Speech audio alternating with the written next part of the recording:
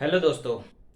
Welcome to mathematics easy way. मैं Pawan sir आप सभी का एक बार फिर से स्वागत करता हूं। तो आज हम लोग फिर से एक एनालिसिस में शामिल हो गए हैं, यानी कि एक एनालिसिस को मैं आपके सामने फिर से लेके आ रहा हूं। जो जानते हैं कि आपको 1 फरवरी, क्योंकि आपको कंटिन्यू मैं आपके पास एनालिसिस पहुंचाने का काम कर रहा हूं, तो आप जानते होंगे कि 1 फरवरी का जो शिफ्ट 2 का क्वेश्चन था वो आपको अभी तक एनालिसिस मैंने आपको उसका कराया नहीं था। तो आज हम लोग क्या करेंगे, 1 फरवरी 2021 को जो सेकेंड शिफ्ट में क्वेश्चन आए थे मैथ्स के, वो क्वेश्चन को हम लोग क्या करेंगे आज फिर से एनालाइज करेंगे। मतलब फिर से मतलब अभी हम लोग सेकेंड शिफ्ट का एनालाइज, क्योंकि फर्स्ट शिफ्ट का मैं आपको एनालिसिस का वीडियो बना चुका हूं। अगर आपने नहीं देखा है तो उसे जाकर के देख सकते हैं। तो अभी हम लोग स्टार्ट करेंगे आज के समय में सेकेंड शिफ्ट का एनालिसिस स्टार्ट करेंगे और देखेंगे कुछ क्वेश्चंस। आपको बहुत सारे क्वेश्चंस रिपीट हुए हैं, कुछ क्वेश्चंस बिल्कुल नए आए हैं। तो उन नए क्वेश्चनों को कैसे हम लोग ट्रीट कर सकते थे, कैसे उसको हम लोग हल कर सकते थे, या उसका आंसर क्या आएगा, इसको आपको क्या करना है, इस वीडियो के माध्यम से देख करके समझना है, या इस वीडियो के माध्यम से आप देख करके जान जाएंगे कि इसका राइट आंसर क्या होगा। और जिन्होंने पेपर दे के आया वो अपने आंसर को क्या कर सकते हैं, टैली कर सकते हैं। और जिनका पेपर बाकी है वो इस एनालिसिस को देखते रहें, रोज के एनालिसिस को देखते जाइए, और मोस्टली आपको क्वेश्चंस वही आएंगे जो आप इस एनालिसिस में देख के जा रहे हैं। सिर्फ मैंने बताया डेटा चेंज हो रहा है और बाकी कुछ नहीं चेंज हो रहा है। बाकी थोड़ा बहुत आपने पहले से भी कॉन्सेप्ट को अध्ययन किया है, वहीं से थोड़ा 2 3 4 क्वेश्चन क्या हो रहे हैं, नए बन रहे हैं। तो आपका सिलेक्शन पक्का हो जाएगा अगर आप इस एनालिसिस को रोज रोज क्या करते हैं, देखते जाते हैं। क्योंकि जो भी नए क्वेश्चंस आ रहे हैं वो क्वेश्चंस को भी मैं आप तक क्या कर रहा हूँ, पहुंचाने का काम कर रहा हूँ। तो दोस्तों आज फिर से स्टार्ट करते हैं 1 फरवरी 2021 का सेकेंड शिफ्ट का क्वेश्चन। ओके दोस्तों, तो आगे बढ़ने से पहले मैं यही कहूंगा कि अगर आपको इस एनालिसिस से जुड़े रहना है या आपको कम्पिटिटिव एग्जाम्स को देना है तो इस चैनल से जुड़ जाइए, और चैनल से जुड़ने के लिए चैनल को सब्सक्राइब कर लीजिए और बेल आइकन में ऑल की बटन जरूर प्रेस करके रखिए। और ज़्यादा से ज़्यादा दोस्तों के साथ शेयर करिए। वीडियो अच्छा लगे तो लाइक करिए दोस्तों, इसमें कंजूसी मत करिए, क्योंकि आपका सपोर्ट रहेगा तभी हमें क्या होता है, मोटिवेशन मिलता है, और हम और अच्छी तरह से कोशिश करके आप तक और मेहनत करके आप तक अच्छी अच्छी वीडियो लाने का पूरा प्रयास करते हैं। ओके दोस्तों, चलते हैं आज के पहले प्रश्न की तरफ। तो पहला प्रश्न कुछ इस तरह से दोस्तों, प्रश्न में कुछ आपको ज्यादा टेंशन वाली बात ही नहीं थी। सारा आंसर दिया गया था, सिर्फ आपको क्या करना था, अरेंज करना था। इसके जो स्क्वायर रूट है उसको क्या करना था, अरेंज करना था। और स्क्वायर रूट अरेंज करते ही आपको इसका सोल्यूशन क्या हो जाता था, मिल जाता था। जैसे उसने बताया है कि 2916 का जो स्क्वायर रूट है, वर्गमूल है, वो कितना होता है, 54 होता है, ऐसा उसने बताया है। तो आपको वही नंबर हर जगह है, सिर्फ क्या है, डेसिमल पॉइंट क्या है, चेंज है। यानी कि किसी में आपको 2 अंक बाद डेसिमल है, किसी में 4 अंक बाद डेसिमल है, तो इसी डेसिमल पॉइंट को क्या करना है, अरेंज करना है। और स्क्वायर रूट में कैसे लिखेंगे, यही चीज को अरेंज करना अगर आपको आ गया होता तो इसका आंसर आ जाएगा आसानी से। और आई होप आपने अच्छे से इसको करके भी आएंगे। और जो नहीं अभी पेपर दिए हैं वो समझ जाइए कि इस तरह के अरेंज को कैसे हल किया जाता है। तो देखिए सबसे पहले आपको यहाँ पे 2 अंक बाद दशमलव, यानी कि मुझे क्या करना है, उसका हाफ अंक बाद क्या करना है, दशमलव लगाना है। यहाँ 2 अंक है तो इसमें आपको आंसर में क्या करना है, 1 अंक बाद दशमलव लगाना था, यानी कि आपको क्या हो जाएगा, 5.4। मैं आपको यहाँ अरेंज करके फिर जोड़ करके दिखाता हूँ, क्योंकि सब में देखो कहीं भी माइनस नहीं है, सब में क्या बोला, प्लस करिए। अब इसके बाद यहाँ पे देखिए दशमलव बाद 4 अंक है, 4 अंक का हाफ कितना होगा, 2 अंक, यानी कि दशमलव बाद 2 अंक होना चाहिए। तो दशमलव हमारे पास दो ही अंक ही है, चौवन ही है ना, 2 ही अंक है। और उसमें भी बोल रहा है 2 अंक बाद दशमलव, यानी कि दशमलव के पहले कोई अंक नहीं बच रहा, यानी कि 0 रहेगा। तो इस तरह से अरेंज किया जाएगा, है ना। दशमलव के बाद 2 अंक हमने अरेंज कर लिया, और 2 अंक बाद यहाँ दशमलव लगाया तो इधर क्या आ जाएगा, 0 आ जाएगा। इसमें दशमलव के बाद 6 अंक है, यानी कि अब दशमलव के बाद क्या होने चाहिए, 3 अंक होने चाहिए। अभी कितने हैं, 2 ही हैं। अब 3 अंक बनाने के लिए एक जीरो और एक्स्ट्रा ऐड करना पड़ेगा, तो इस तरह से बढ़ता जाएगा ये क्रम। हो गया ना, दशमलव बाद 3 अंक। अब यहाँ पे 8 अंक है, 8 अंक का यानी 4 अंक बनाना, 4 अंक बनाना है, यानी कि एक जीरो, 2 जीरो और 5 4, 2 अंक और मिल गए, तो हमारे 4 अंक पूरे हो गए। अब इसी को मुझे क्या करना है, ऐड कर देना है। तो ये 4, ये 9, ये 9, ये 9 और ये 5, तो हमारा आंसर हो जाएगा 5.994। ओके, तो इस तरह से आसानी से इसको क्या किया सकता है, सॉल्व किया जा सकता है। सिर्फ अरेंज आपको करने सही ढंग से आना चाहिए। चलिए आगे बढ़ते हैं अगले प्रश्न की तरफ।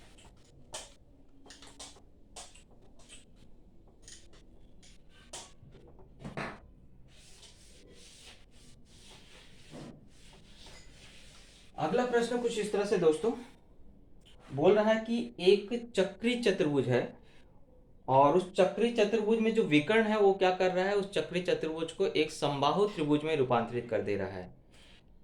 तो हमें उसके सम्मुख कोण का क्या करना, मान ज्ञात करना है। मतलब प्रश्न कुछ इस प्रकार से था कि मान लीजिए आपको एक वृत्त है, क्योंकि चक्री चतुर्भुज मतलब उसके चारों शीर्ष बिंदु क्या होने चाहिए, परिधि पे। ये चक्री चतुर्भुज की परिभाषा है। जिस चतुर्भुज के चारों शीर्ष बिंदु, चारों वर्टेक्स कहाँ हो, आपको वृत्त की परिधि पे होते हैं, ऐसे चतुर्भुज को क्या बोला जाता है, चक्री चतुर्भुज। तो हमें अगर यहाँ चक्री चतुर्भुज बनाना है तो ये बोल रहा है कि उसके चारों शीर्ष बिंदु क्या है, वृत्त की परिधि पर है। चलिए मान लो यहाँ से मिलाया, ये इधर गया, ये ऐसा गया, ये ऐसा गया। ओके। अब ये बोल रहा है कि जैसे ये विकर्ण खींचा तो ये जो त्रिभुज है ये क्या हो गया, आपको समबाहु त्रिभुज हो गया। मतलब यहाँ मान लीजिए P है, यहाँ Q है, और यहाँ पे R है, और यहाँ पे S है। अगर मैं बोलूं चतुर्भुज PQRS क्या है, चक्री चतुर्भुज है। और विकर्ण PQ के द्वारा त्रिभुज PQR एक समबाहु त्रिभुज है। मतलब जैसे हमने विकर्ण PQ खींचा तो हमने देखा PQR जो है वो क्या बन गया, एक समबाहु त्रिभुज है। तो हमें क्या करना है, कोण PSR का मान कितना होगा ये हमें पूछा है। यानी ये वाले कोण का मान हमें क्या करना है, ज्ञात करना है। यहाँ देखिए दोस्तों, क्वेश्चन यही था। नाम हो सकता है, डिफरेंस हो सकता है, लेकिन चीज वही पूछा था कि ये समबाहु त्रिभुज है तो इसके सामने वाले कोण का मान कितना होगा, यही चीज आपको पूछा है। मैंने नाम बच्चों को उतना क्लियर नहीं था, इसलिए आपको नाम कुछ भी रख दिया है। तो मुझे इतना अच्छी तरह से मालूम है कि समबाहु त्रिभुज का जो प्रत्येक कोण होता है वो कितने अंश का होता है, 60 अंश का। यानी कि कोण Q का मान कितना हो जाएगा, 60 अंश। कितना हो जाएगा, 60 अंश। कोण Q बराबर कितना हो जाएगा, 60 अंश। और ये भी अच्छी तरह से मालूम है चक्री चतुर्भुज के सम्मुख कोण क्या होते हैं, संपूरक होते हैं। यानी कि चक्री चतुर्भुज के सम्मुख कोण का योगफल, मैं आपको पूरा एक्सप्लेन कर रहा हूं, अगर आप भूल गए होंगे तो। सम्मुख कोण का योग जो होता है वो कितना होता है, 180 अंश होता है। हमेशा याद रखिए, अगर वो चक्री चतुर्भुज है तो सामने सामने के कोणों का योगफल कितना होगा, 180 अंश होगा। यानी कोण Q प्लस कोण S जो है वो कितना होगा, 180। तो अगर मैं बोलूँ ये 60 है तो कोण S का मान निकालने का मतलब है कि वहां जाके घटा दीजिए तो कोण S बराबर हो जाएगा 120 अंश। तो हमारा जो आंसर हो कितना होगा, 120 अंश होगा। ओके। तो इस तरह से आसानी से इसको क्या किया जा सकता है, ज्ञात किया जा सकता है। चलिए आगे बढ़ते हैं। तो चक्री चतुर्भुज का गुणधर्म हमेशा याद रखिए। एक गुणधर्म और है चक्री चतुर्भुज का, कि चक्री चतुर्भुज का जो बहिष्कोण है, चक्री चतुर्भुज का जो बहिष्कोण है उसका माप हमेशा उसके संलग्न कोण के सम्मुख कोण के क्या होता है, सर्वांग सम होता है। ये चीज को याद रखिए, हो सकता है अगली बार यही पूछ लिया जाए कि अगर ये चक्री चतुर्भुज है तो इसका जो बाहर का कोण है, इस कोण का माप और ये कोण का माप बराबर होता है। ये चीज को आपको याद रखना है कि किसी भी चक्री चतुर्भुज के बहिष्कोण का माप उसके संलग्न अंतःकोण के सम्मुख कोण के क्या होता है, बराबर होता है। इस पॉइंट को याद रखिए, क्योंकि हो सकता है अब अगली परीक्षा में यही पूछा जाए।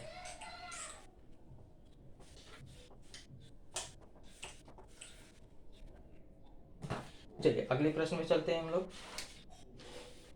बोल रहा है एक चुनाव में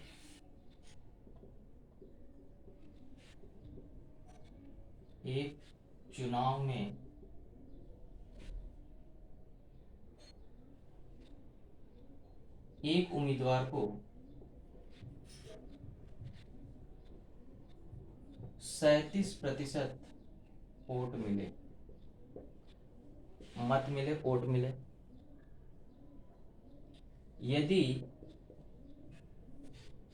उनके हार जीत का अंतर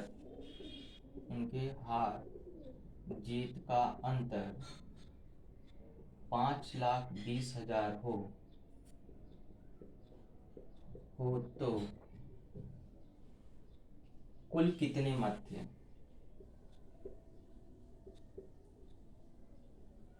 सिंपल सा प्रश्न पूछ रहा है कि एक जगह वोटिंग हुआ, वहां 2 उम्मीदवार थे, एक को 37% मिला, तो दूसरे को कितना मिला, जाहिर सी बात है 100 में से घटा दोगे। तो मैं अगर मान लो कि एक उम्मीदवार ए था, एक उम्मीदवार बी था, और एक को अगर 37% वोटिंग मिल रही है तो दूसरे को कितना परसेंट मिल गया, 63। अब इन दोनों के बीच का डिफरेंस वोट में दिया गया है, तो पहले परसेंटेज में डिफरेंस निकाल लो। इन दोनों के बीच का डिफरेंस कितना हो गया, 26%। और 26% की वैल्यू कितना दिया गया है, 5,20,000। हमें क्या करना है, 100% की वैल्यू निकालना है। तो मैं 26 उसको यहाँ डिवाइड कर दिया, 26 दूनी 52 और 2 4 जीरो, 4 जीरो यानी कि कितना हो गया, 20,000। 1% की वैल्यू कितनी आ गई, 20,000। तो मुझे क्या करना है, 100% की निकालना है। 100% यानी कि 100 का गुणा कर दूंगा। 100 का गुणा करने का मतलब है कि उसमें 2 जीरो और ऐड हो जाएगा, यानी 4 था 6 हो जाएगा, तो ये हो जाएगा 20 लाख। इतना वोट था, ऐसा भी हम लोग क्वेश्चन में ऑप्शन में हो सकता है, 20 लाख।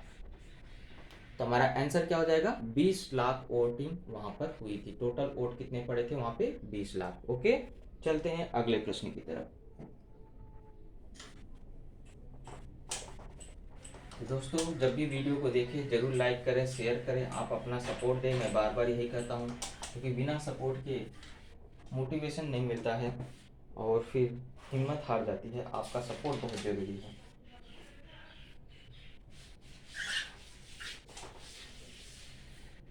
चलिए अगला क्वेश्चन देखते हैं। 12 माइनस, धनु कोष्टक है, 7 माइनस, एक और ब्रैकेट अंदर छोटा सा है, 3 माइनस 8 माइनस 5 धन 4, छोटा ब्रैकेट बंद, फिर ये बड़ा ब्रैकेट बंद, फिर धनु कोष्टक बंद, फिर ये बड़ा वाला ब्रैकेट क्या हो गया, बंद हो गया। इस तरह से क्वेश्चन दिया था और आपको पूछा था इसका मान क्या होगा। ओके, तो देखिए दोस्तों, सबसे पहले हम लोग जानते हैं कोष्टक बॉड मास का रूल, आपको मालूम है। सबसे पहले कोष्टक, कोष्टक के अंदर भी अगर कोष्टक रहेगा तो सबसे छोटे कोष्टक को पहले आप करते हैं, यानी कि इस क्रिया को पहले किया जाएगा।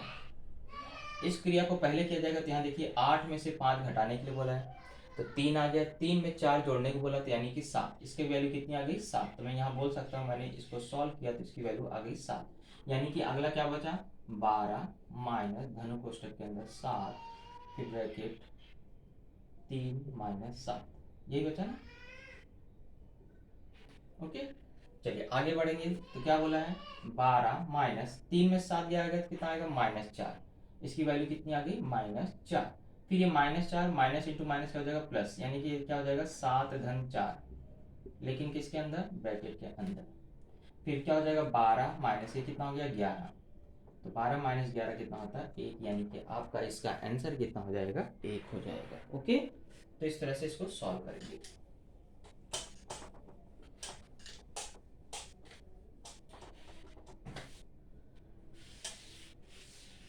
चलिए अगला क्वेश्चन, इस प्रकार का क्वेश्चन आपको मैंने इससे पहले वाले वीडियो में बताया था कि बोला गया है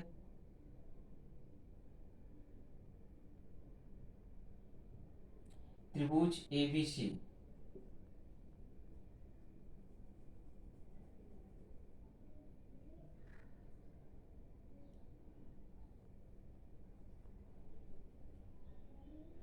एक वृत्त है, एक वृत्त में, ऐसा नहीं, त्रिभुज एबीसी के परिवृत्त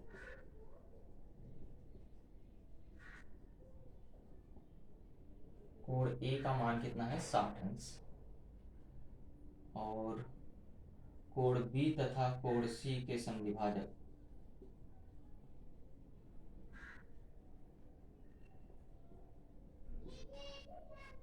ओ पर प्रतिच्छेदित करते हैं।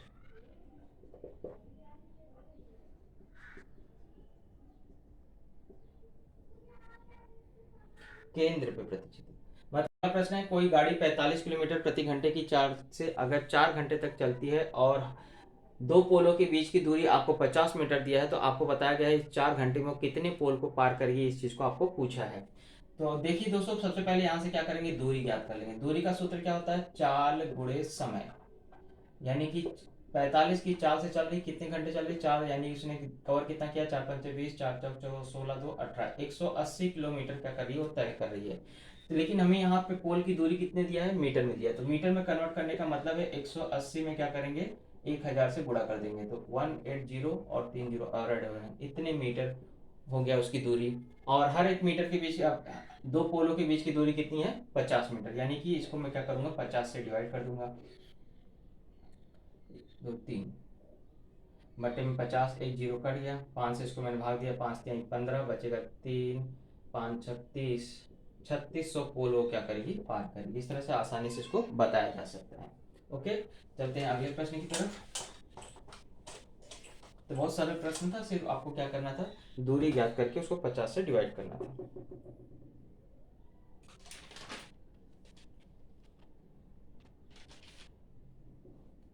चलिए अगला प्रश्न दिया है, किसी वस्तु पर 5% की छूट देने पर भी 20% का लाभ होता है,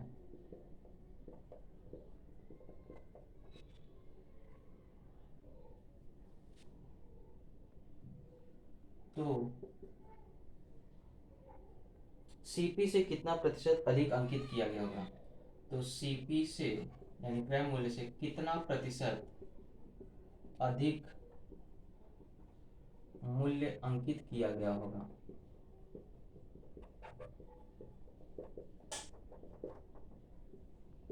तो जाहिर सी बात है दोस्तों, अगर छूट देने के बाद भी प्रॉफिट हो रहा है, यानी कि उस पर क्या किया था, पहले से प्राइस ज़्यादा छाप के रखा था, यानी अंकित मूल्य उसका क्या था, ज़्यादा था। तो ऐसे कंडीशन में आपको बोल रहा है कि फिर भी 20% का क्या हो रहा है, लाभ हो रहा है। तो हमें क्या ज्ञात करना है कि वह उस पर कितना परसेंट उसने क्या किया था, ज़्यादा मूल्य अंकित किया था, इस चीज़ को हमें ज्ञात करना है। तो दोस्तों मैं यहाँ पे क्या करता हूँ, मार्क प्राइस यानी अंकित मूल्य को मैं मान लेता हूँ 100 रुपया। तो 100 रुपया अगर अंकित मूल्य है, अगर उस पर 5% की छूट मिली, यानी कि 100 रुपये के पीछे कितनी छूट मिली, 5 रुपये की, तो उसने कितने में सेल किया, यानी 95 में, यानी कि सेलिंग प्राइस उसका क्या हो गया, 95% या 95 रुपीज हो गया। अब ये 95 पे बेचने पर भी आपको बोला है कि उसको 20% का प्रॉफिट होता है, यानी कि जो सीपी का 20% का प्रॉफिट, मतलब प्रॉफिट किस पे निकलता है, सीपी के मूल्य पे। तो सीपी का क्या है, 120% बराबर है कितना, 95, क्योंकि आपको सेलिंग प्राइस दिया है, सेलिंग प्राइस कितना है, 95, और वो किसके इक्वल होता है, सीपी के। अगर 20% का प्रॉफिट हो रहा है, यानी कि सीपी का 120% पे वो क्या किया जा रहा है, बेचा जा रहा है। तो यहाँ पे हम लोग सीपी निकाल लेते हैं, सीपी बराबर क्या हो जाएगा, 95 इंटू 100 अपॉन में क्या हो जाएगा, 120, क्योंकि परसेंटेज का अपॉन 100, 100 उधर जाएगा तो बुरा हो जाएगा, ये जीरो जीरो कट गया, 5 दूनी 10, सॉरी 2 से कटेगा, 2 पंचे 10, 2 छंग 12, यानी कि ये 475 बटे में कितना आ जाएगा, 6। ये हमारा क्या आ गया, सीपी आ गया। अब सीपी आ गया तो इसके बाद हम लोग क्या कर बोल रहे हैं कि वो सीपी से कितना अधिक है उस पर तो इसका मतलब इसका डिफरेंस निकालना है। तो डिफरेंस कैसे निकालोगे, तो 100 में से क्या करोगे, 475 बटे 6 माइनस कर दो, यानी 600 माइनस 475 बटे में 6, तो इसको मैंने माइनस किया, तो ये 125/6 से आ गया, ये डिफरेंस आ गया। अभी कितना परसेंटेज अधिक है, परसेंटेज में पूछा है, तो 125 बटे 6 अधिक है, किसके रिस्पेक्ट में, सीपी के रिस्पेक्ट में। सीपी की वैल्यू कितनी है आपको, 95 गुणे 5 बटे में 6 रख सकता हूँ, गुणा करके बड़ा नंबर हो जाएगा, चाहे 475 बटे 6 लिखो, चाहे 95 गुणे 5 लिखो, गुणे क्या हो जाएगा, 100, 6 से 6 क्या हो जाएगा, कट जाएगा। फिर मैंने इसको 5 से काटा, ये 25 बार में, फिर 5 से काटा, ये 5 और ये 19, यानी कि 5 बटे 19 गुणे 100। इसको मैंने 500 को डिवाइड कर दिया 19 से, यानी कि आपको 26 सही 6 बटे 9, 6 बटे 19 परसेंटेज, यही आपका क्या हो जाएगा, राइट आंसर हो जाएगा। ओके, चलते हैं अगले प्रश्न की तरफ।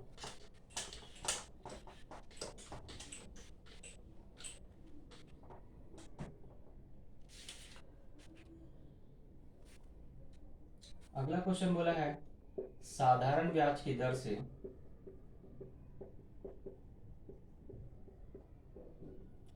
कोई राशि 5 साल में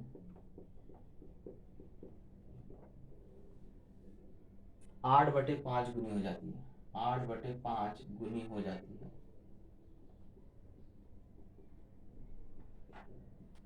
तो ब्याज की दर याद करो,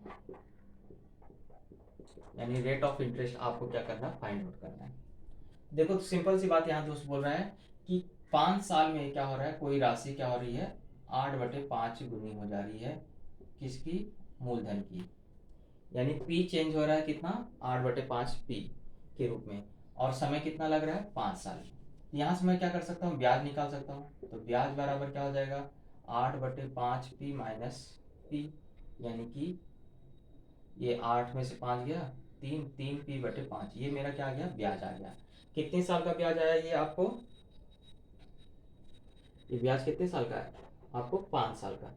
तो पूछ रहा है ब्याज की दर कितनी, ब्याज की दर से पूछा है, तो रेट ऑफ इंटरेस्ट हमें क्या करना है, निकालना है। तो मैं यहाँ से आपको सिंपल सी बात बोल रहा हूँ, मेरा ब्याज का सूत्र क्या होता है, एस आई बराबर होता है P into N into R into 100।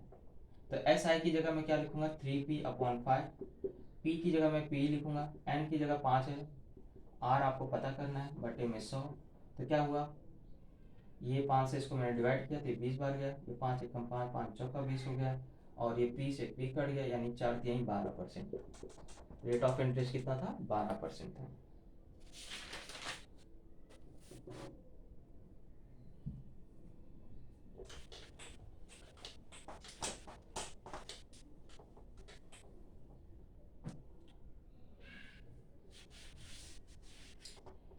एक क्वेश्चन था आपको कि एक त्रिभुज है, कैसा त्रिभुज, समबाहु त्रिभुज, समबाहु त्रिभुज, याद रखिए क्या है, समबाहु त्रिभुज, ए बी सी मान लेते हैं। इसके अंदर क्या है, एक वृत्त बना हुआ है, और इस वृत्त के अंदर क्या है, एक वर्ग बना हुआ है। ओके, समबाहु त्रिभुज याद रखिए, कोई में डायग्राम सही से बना है, सिर्फ इतना याद रखना है। और हमें क्या करना है, समबाहु त्रिभुज एबीसी में एक अंतःवृत्त है और एक अंतःवृत्त में एक क्या है, वर्ग बना हुआ है।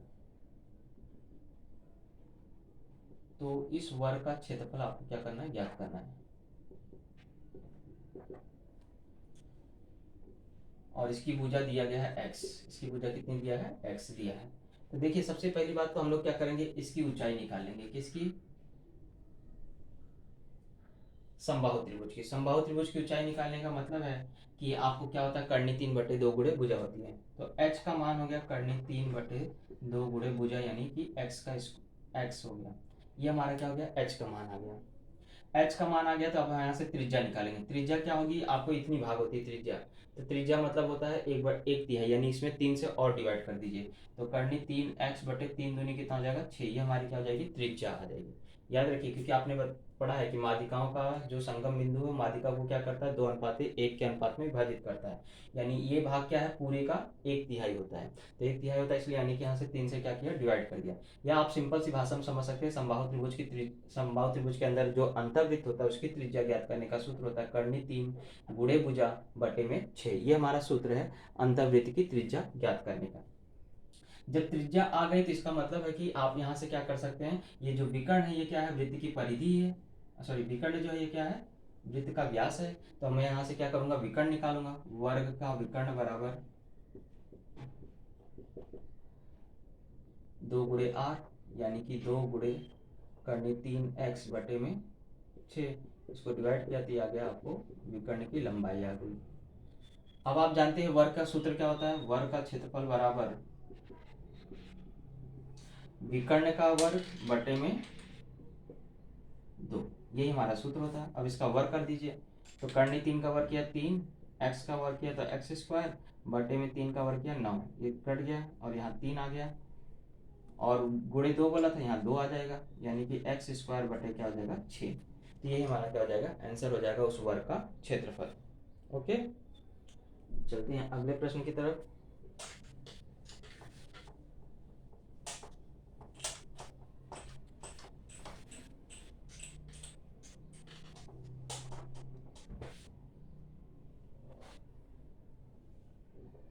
क्वेश्चन बोल रहा है अगर a/b का मान 3/4 है तो 5a-2b/7, सॉरी यहाँ 3 है, 7a + 2b की वैल्यू क्या होगी। तो यहाँ पे a की जगह पे 3 पुट करना है और b की जगह 4 पुट करना है।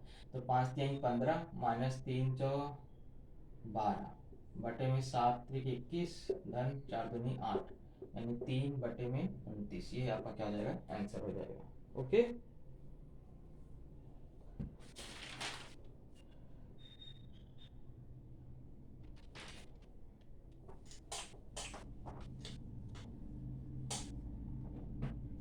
एक सवाल था और बोला था 4 धन करनी 2 बटे में करनी 2 माइनस 1 बराबर कितना। तो सिंपल सी बात है, यहाँ देखिए वर्गों का अंतर कितना हो रहा है, 1 हो रहा है। तो जाहिर सी बात है सिर्फ हमें इसका क्या करना है, स्क्वायर निकालना है। यानी कि 4 का वर्ग 16 धन करनी 2 का वर्ग 2 प्लस आपको 2 गुणे 4 गुणे करनी 2 यानी कि 16 2 18 धन 2 4 दूनी 8 करनी 2। यही हमारा क्या हो जाएगा, आंसर हो जाएगा। ओके, अगर यहाँ पे आपको अच्छा ये करनी 2 है, नीचे हर आपको समान नहीं है, सॉरी अगर हर समान होता तब ये अप्लाई करते हैं। हर और अंश की वैल्यू डिफरेंट है, यानी कि 4 धन करनी 2 जब हर का परमीकरण करेंगे तो यही ऊपर चिन्ह बदल जाएगा। और यहाँ जानते हैं नीचे वर्गों का अंतर हो जाएगा। गुणा करते हैं, 4 का गुणा करनी 2 करनी 2 धन 4 का गुणा 1 4 धन करनी 2 यानी 2 और करनी 2 एकम क्या होगा, करनी 2 हो गया।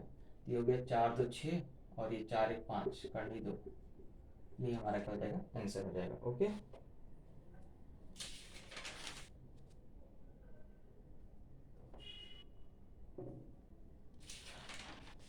तो दोस्तों मेरे पास इतना ही प्रश्न आया था जो कि मैं आपको एनालिसिस इसका बना चुका हूँ और आप तक पहुँचाने का पूरा कोशिश किया हूँ।